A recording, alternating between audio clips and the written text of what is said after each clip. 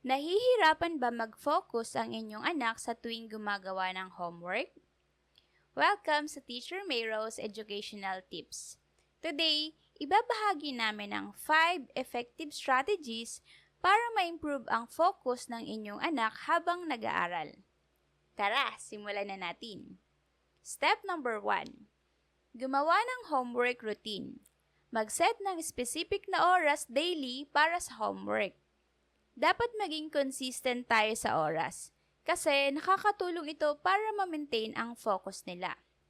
Step number 2, ilimit ang distractions, i-off ang TV, itabi ang mga gadgets at tiyaking tahimik at maayos ang lugar ng pag-aaral.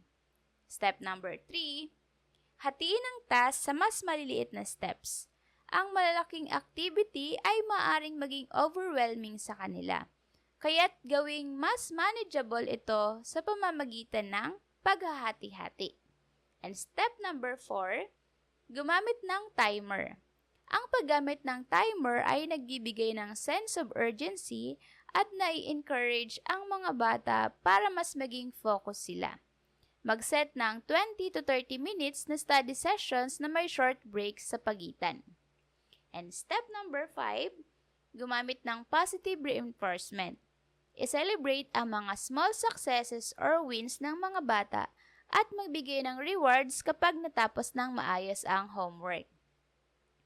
Sa pamamagitan ng mga strategies na ito, matutulungan nyo ang inyong mga anak na mas maging focused at productive sa kanilang homework. Salamat sa panonood! Huwag kalimutang mag-like at mag-subscribe para sa iba pang helpful tips.